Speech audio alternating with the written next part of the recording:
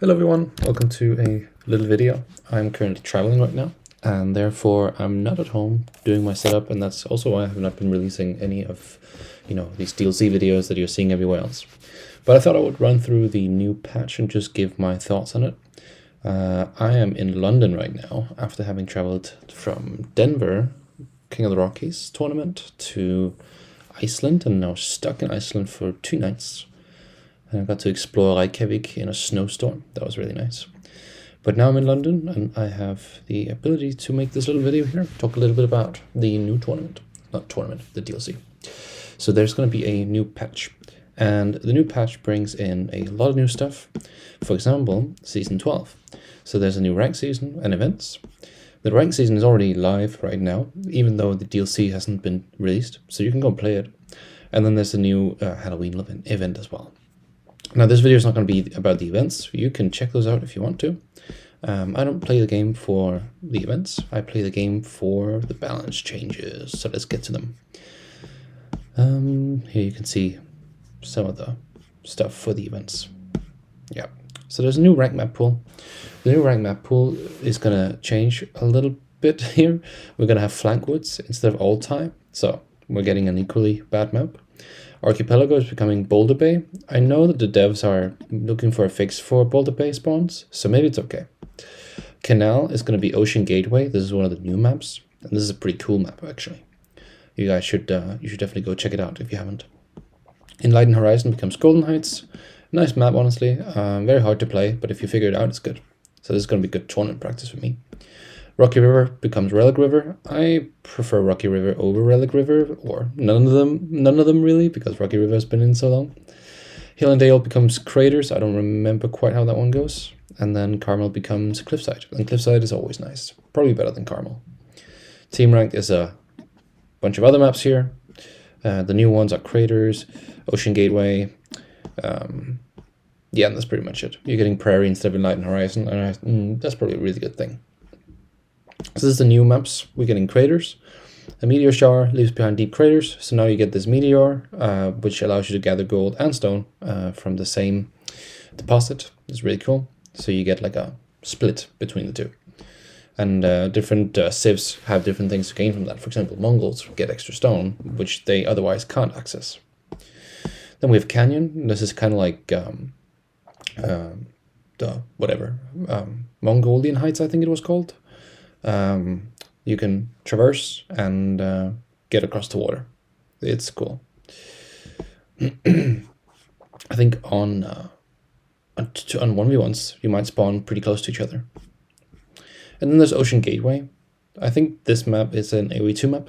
You have water all the way around your landmass, and then you can kind of access some deep sea fish, and then it's otherwise normal starting resources.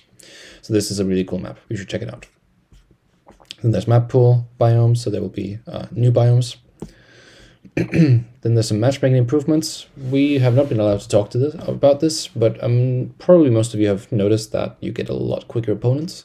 For me, I would always get somebody way out of my elo after 5 minutes and 30 seconds to 6 minutes of queue time. Now it's 4 minutes instead. And that's why you're seeing a lot more uneven balances in terms of matchmaking when you're watching streamers and such. Because now it doesn't take as long. So whereas before we would requeue at about 5 minutes, now it's like you have to requeue at 3 minutes if you don't want to get somebody who's quite out of your elo. So I don't know, I think it's a good change for overall play experience, but I think the games are a lot lower quality because of this. Good thing is, if somebody else of my elo is queuing, I'm getting them within like 5 seconds, so that's really nice. There's going to be a Manor rework with the new season, and that basically means that now manors aren't just going to be something where we just stack them on top of each other and then we just get a lot of free resources. Instead, we have to build them out on the map, and then they're drop-off points, basically. You get extra food and wood with villagers gathering inside of their auras. So you have to place them on the map and try to get as many villagers underneath them as possible. And then you can get a lot more manors now. So the patch notes here will not say that, but you can get, I think it's up to 11 or 12 manors now. So you start with 3, and then your manor upgrades, so you can get more of them, is 4 now. So you can get up to 11, that must be. Yeah. So 11 manors in total, which makes sense since they're a lot weaker. All right, so there's some visual improvements. Shaders across many weapons have made them look more metallic. That's pretty cool. Introduced black and brown variations of sheep. There are also some other colors, for example, pink, but you guys will have to find them on your own. They're very, very low drop chance. The Japanese mounted samurai have a new shield. The Japanese floating gate also has a new water effect, and they're looking to also make that change for cisterns. There's also some AI changes here. You can check those out if you want. Map information is now available when viewing maps in free-for-all map mode. Okay. Fixing issues where Mongol packed buildings would not reliable unpack in some situations. I feel like they've changed this so many times that it's kind of like whenever you read like Minecraft patch notes, it's like we removed Herobrine. This is kind of what this is. We have the Gurs packing correctly now. Yeah, sure, they'll pack correctly now. Fix the leading out of sync issue. Good. Fix an issue where dynamic health bars would not be shown. Yep. Dynamic health bars is really bad. I always use always on. That setting that makes them always on. Fix several crash issues, including crash that could occur on a console. Fixed issues where rewards were not unlocked. Campfires could interrupt charge attacks. Fixed an issue where camera lancer charge attacks when it's stunned by spear wall. That one, I hope it's changed and actually fixed now, because that's been a problem for over a year for sure. Since the release, we've been able to charge without taking a brace from the spears. Fixed an exploit where it was possible to duplicate relics. So basically what people did was they used a mangonel, and then by hitting their own monk, they could then on drop duplicate the relic, which is really strange. Mercenary houses now display which contract was selected as a tooltip when selecting the building, which we intend to follow up the future updates with visual additions to the mercenary house, which shows more clearly which contract was chosen. So this is a really nice change. It makes it earlier. It makes it an option to read what your opponent wants to go for with their contract earlier than once the units are out. So if they're going to go Keshiks, then you know that they're going to make some weird play now instead of just going standard longbows. So that's good. Or javelins. Adjustments to multi-selections have been made so it's easier to access the villager build menu when villagers are selected with other units. If villagers make up most of a multi-selection, then the villager build menu will be displayed. So this means that if you select like a scout and 10 vills, then it will show the villagers because they're the most of them. So this is really, really nice if you kind of have like some spears or something on a wood line and you just quickly need to build like a lumber camp, then you don't have to deselect the spear first. So that makes the experience of building a lot more smooth and streamlined. Shoreline fish, and there's been a lot of food changes in general. Shoreline fish now are 600 food instead of 500. Boar food is now 2400 instead of 2200. And deers now slowly lose food over time while being carried by scouts. So this is going to be absolutely meta-defining, I think. The shoreline fish is one thing. Just makes it even better for you to take your vills there and gather shoreline fish, because it's a really, really high gather rate. It's like 1 food per second, which is faster than a boar. And then the boar food has also been increased, so you should absolutely always go for that. But what this means is you're going to have farm transitions that typically would happen maybe, let's say, 18 minutes into the game. They will now happen later than that. And food and civilizations that have access to shoreline fish and the boars, while their opponent decided to play more passive, well, they have to defend against attacks a lot longer, because now the opponent who has full map control, they now have the ability to stay on the map for a lot longer with high gather rates. Now, furthermore, if you are sitting in your base playing passive, let's say you want 2DC Abbasid or you want, Byzantines or something, and you played against, let's say, China or French or something, and now they pro-scouted your deer, even though you might have stopped them from gathering the deer and taking it all the way back home, now you have deers with less food overall, because when they're carried, they lose food. So if you manage to maybe make your opponent drop the deer or kill the scouts carrying the deer midway through the map, you might have lost like 30% of the food on those deers. And so it makes no sense to not go pro scouts anymore. You absolutely have to go pro scouts. And this is my Nostradamus. Like you absolutely, I think if you have a pro scout civ, you have to go pro scout, because you can lame your opponent's deer and make them lose food and force a farm transition while you gather boar and shoreline fish and deer yourself. I think this change is horrible. I think it's so uncalled for, because now pro scouts is even stronger, in my opinion, because what it does to your opponent is much worse, even though you get less food overall. All right, naval updates. So gather rates have been increased for fishing boats gathering shoreline fish. So this is kind of like the same as berries. It's pretty much the same still, but it's better. Lodia, so the Rus fishing ships, they're a little bit better. Then there's another change here that I don't like. So they're going to change all of the upgrades for the ships. They're going to become cheaper and faster to get, which means now we're going to probably see a meta development for water, which is going to be even more feudal heavy, because if you don't win feudal, you can just lose to somebody who goes castle, or if you win feudal, you go castle age, and then you have the upgrades almost instantly, and they're so cheap that you just upgrade all these ships, and then your opponent, well, they've lost water basically. So the fish and the ship changes here will probably create a very different meta than what we see now, a much more fast-paced one, and maybe a much more aggressive one as well. Or maybe we just see people playing defensive because nobody wants to risk, losing a fight, and then their opponent just goes castle age and upgrades their ships. We'll see. Airship projectile speed has also been increased by 20%. This is a really good change because airships, they can't hit anything. they really suck. They don't kill demo ships as they're supposed to. Now, pack wolves for the point of interests have been changed. So you have the health being increased. The spawn rate is 4 minutes now instead of 5 minutes. And the damage has been increased and the movement speed has been increased. So now it's going to be a lot harder to take out the point of interest, which might remove the meta for spear rushing in Enlightened Horizon. Yep. Civilization specific changes. So now we're going to get into the Civ specific changes. These are basically all the changes that they're making for the baseline Civs before they are released together with the DLC Civs. So the Abbasid Dynasty, they have the number of traders spawned with each trade wing increased.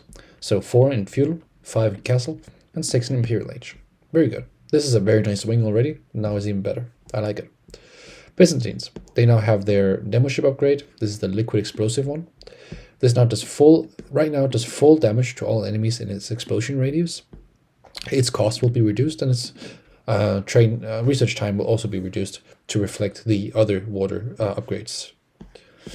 Then there's civilization. The Chinese will be changed, so we will have some tax adjustments. So right now the tax adjustments are 1 on drop off, or not an adjustment. The normal ones are 1 food dropped off gives 1 gold. It's 4 for a unit upgrade, and then it's 32 for a normal upgrade. That could be a lumber camp upgrade, like forestry. It can also be a veterancy upgrade that gives you 32 gold. Within the Imperial Academy bonus, it doubles. So it would be 8 gold per unit created. It would be 2 gold per resource dropped off, and 64 gold for every technology you researched, which is a huge rebate, we call it, for your upgrades. If you're getting tier 1 lumber camp upgrade, so that would be your dual broadaxe, that's 150 resources, you would get 64 of those back. Now it's going to be 48, so it's still 33% that you get back. But yeah, it's a slight nerf, because now instead of 4 from unit production you get 2, and instead of 32 you get 24. So you're still going to get a shit ton of gold, and that's why I don't think this is going to be an issue. We were talking about it at the LAN, and people think it's a big nerf for China. I don't think so. I think this is it doesn't matter kind of nerf. I think Imperial Academy shouldn't give double gold. That's what the problem is. And then, of course, like any other patch, we need to buff China. So let's buff China with 100 wood cost villagers. And then the Ancient Techniques upgrade, which is an upgrade that you get from your university, I believe, is going to give you 5% per dynasty in the gather rate. So if you have Song Dynasty, Yuan Dynasty, and Ming Dynasty, you get 15% gather rate on top of everything. That's very nice. I don't know if it's also counting Tang Dynasty. Probably does. Thunderclap bombs will now be a little bit worse. So I believe Thunderclap bombs are the Nesta bees. You can see the projectiles have been decreased, so now your Baltrons with Nesta bees will have fewer projectiles, and they will do 2 less damage. So that's kind of a good change, because they're very strong. When you play China and Shushi and Water, it's just about getting Imperial and making Baltrons. Then we have English. So English is seeing some changes. I've been calling for these changes, and campfire updates. So campfire is what your scout makes, but now your men-at-arms can also make them. So campfires are made. They cost now, I think they cost 100 wood. Or maybe they don't. But no, they have 100 HP, so they must still cost 25 wood. They require feudal age. The line of sight improvement aura now also improves nearby villagers' huntable gather rate by 10%. So that's your deer and your boar. So deers and boars will now gather faster, which means if you pro scout with English, you bring your deers back to base, and then you pop the hunting cabin by your TC, you're going to have a good time gathering. I don't know, maybe it happens, maybe not. Council Hall now also produces longbowmen at a 5% discount. I think this should be at least 10%, but it's a nice change to Council Hall. It's only longbowmen, it's not crossbows, so scalability, not so much. It would be nice if both hand cannons and crossbows as well also had a 5% discount. That'll make Council Hall a lot better. I still think King is a lot better than Council Hall. Malians. So Farumba Garrison is going to get a massive buff here. The Mansa Musafadi is going to have 4 melee armor now, 5 in veterancy and 6 in elite, and the damage is going to be increased to 9, and the veteran damage to 10, and the elite damage to 13. So they're just getting a flat base stat increase. That's pretty nice. They were not used at all, so that's good. Freeborn warrior cost is also reduced from 90 food to 80 food and 35 gold to 35 gold. Yeah, so 10 food. Makes them more spammable, a little bit more in line with, other Malian units. So Mongols are getting a late game change. Their White Stupa landmark, which is the other one, you've been going Karganet for a year, I know, but you can go White Stupa again now, because it decreases the stone cost of units in the double production influence. So it works as a gur, and now you put your stables around it, or your whatever, archer ranges, and then you double produce Mangudai or Keshiks, and then you just have, the second unit that comes out for half price. So very good. Very good change. Mongol packed buildings no longer fail to unpack on location occupied by many units. We'll see about that. Improved gather rate technologies. So now you have one improved upgrade. So horticulture, fertilization, and crossbreeding are 3 separate types of food upgrades, and these will have just one improved upgrade. So the improved upgrade will be merged to a single technology called improved horticulture. You can still, I think, upgrade each tier, fertilization, horticulture, and crossbreeding, but it's going to be with the lack of another improved technology. So that's pretty cool. The effect is 20% food gather rate, and you get a cost that's 500 stone, so it's more than normal.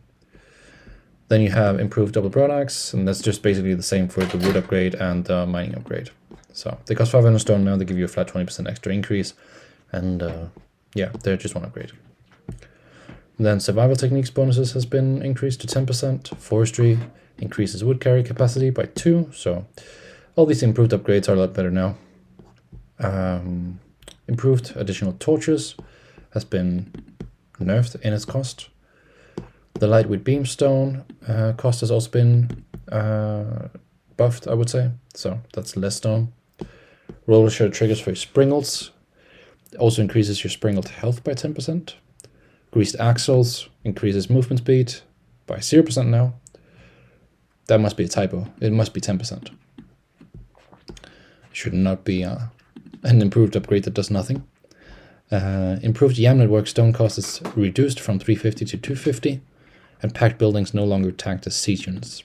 Yeah, some strange things with Mongols, but I think this is overall really good changes, and it's going to make the Mongol experience feel a lot more streamlined, and the new merging of these upgrades is going to make it a little bit less chaotic to try to pick out what you want to do an improved upgrade of. Then we have Rus. They're getting relics change, so they can no longer duplicate them. And then you have horse archers, and this is kind of a big change. This is going to either make or break this stuff. So now you have a faster attack speed on your horse archers, but the damage has been reduced by 2, so they are worse against armor units. So before they were amazing against knights, they're probably not going to be amazing against knights anymore. And you can just fire, a little bit faster. I heard some talk about it's not really faster in terms of kiting. It's just going to be faster when you're standing still or something. I don't know. We'll see. And then the income is reduced by 15% for hunting cabins. So what's 15%? Well, you probably get like 20 gold of a hunting cabin. So that's like 3 gold less. I don't think it's going to make that big of a deal, big of a change, but we'll see. The gold income cap remains the same at 420 gold per minute. You will now need to build more hunting cabins to achieve the maximum income. So I don't know, if the developers think that that was the issue, it really wasn't the issue that people were spamming hunting cabins. The goal is 420 gold cap, so, you know, you make a few more of them and then now you can get it. But that's pretty much it. It doesn't really make a difference, I think. Maybe it makes the Pro Scouts upgrade come in 10 seconds later or something. Something insignificant. And then we just change our build a bit and then we open Lumber Camp or whatever. I don't know. Ayyubids are going to have Sultan's Mamluks kill effect duration increased from 10 to 30. So this is kind of an interesting change because it can go two ways. Either your units, your archers or whatever, that are killing with Sultan's Mamluks will now be overall, many more of them will get the effect. Or we'll have a situation where one unit that has Sultan Mamluks in an archer ball will just always get it because it's firing faster or whatever it is that the upgrade does. It's just always going to be the one unit that gets the buff every single time because it's the one unit that's always killing. So Sultan Mamluks is either ruined now or, you know, maybe it's fine. We'll see. Economic ring industry gives more wood each age and more stone in Imperial. So overall, that's a good change. Trade ring Bazaar, now your Bedouin skirmishers are 90 health, 160 health for the swordsman, and 1 more damage. And then we have the big changes. We already talked a little bit about it with Lancaster and them having 11 manors now. Basically what's going to happen now is that you build your manors out on the map and then you use them as drop-off points and then they give a nice gather rate bonus. So now they are drop-off building for all resources. So that's stone, gold, food, wood. They don't stack this bonus with other manors. You get 4 wood and 2 wood per minute per villager. So it's still a very nice thing if you have like 20 villas under a manor.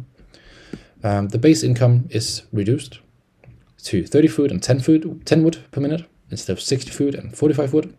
So that's a massive nerf. And then the cost is increased as well to 225 wood and 100 stone instead of 200 wood and 100 stone. The upgrades are also, I think, a little bit cheaper. Yeah, they're a little bit cheaper. The Lancaster Castle no longer has an influence area. Instead, it now increases the health and adds an arrow slit to all manors regardless of location. And I'm sure we can still, you know, get Demi-Lancers and Yeomen and stuff. And if we can, then we can just get a lot more units out. That's really cool. That makes Lancaster Castle quite viable.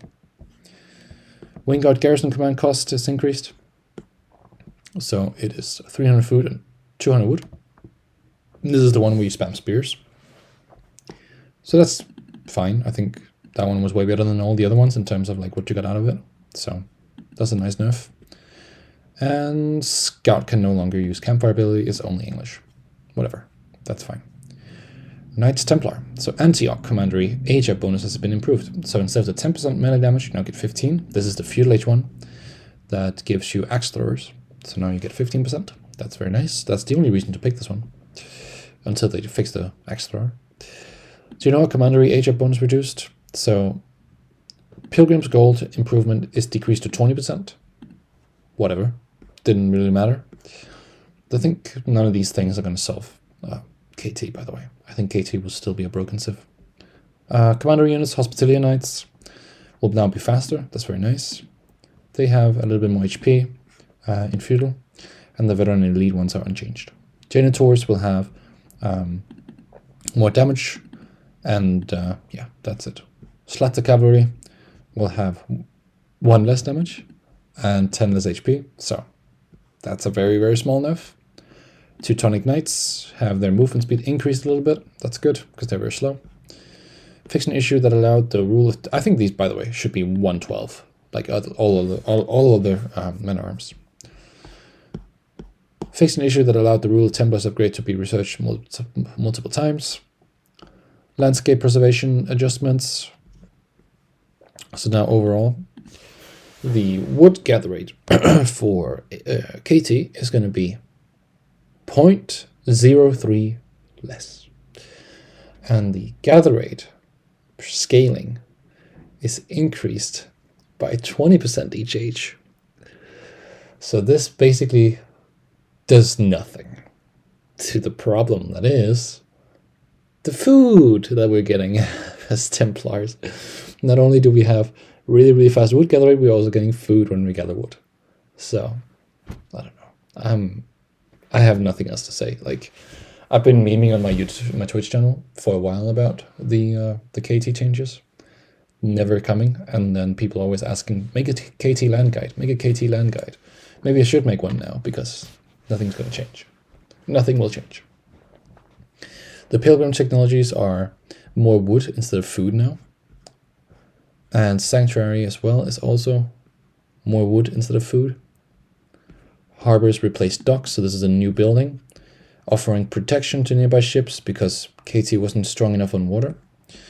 Increased durability and improved naval emplacement. So now you basically spawn with an arrow upgrade on your dock, so your opponent can't kill you. So the only weakness that KT had was the fact that you could open up with a super fast H-up and then have ships already present at their docks. Now you can't even do that anymore. Oh, fucking A. Sometimes I hate the developers in this game. They really don't understand the problems in the game. Harbor has increased health, of course. It has 2 fire armor, so you can't kill it. Healing aura is increased. Increases nearby ship by, yeah, okay. Holy shit, this upgrade is, this buff is so uncalled for. I'm actually depressed reading this. Naval arrow shit, yeah, okay. Emplacement replaced with naval springle emplacement, which deals more damage. Yeah, sure. 150 wood, 200 stone, 42 damage. Yeah, I have no words. I think this is so bad. I cannot believe that they're going this direction with KT. They're not making them better on land and worse on water. They're literally making them impossible to play against. They're already impossible, but even more impossible to play against on water by just, I don't know. Fuck this stuff. It's so bad. Shushi's Legacy, same tax adjustments and village and imperial ship changes as China. And yeah, that's pretty much it. So if you enjoyed this video, don't forget to like and subscribe, leave a comment. I want to know what you think, and I'm gonna go and probably find a cliff or something with these KT changes. I am not liking them, and they just ruined my day. They ruined my vacation. So bye bye.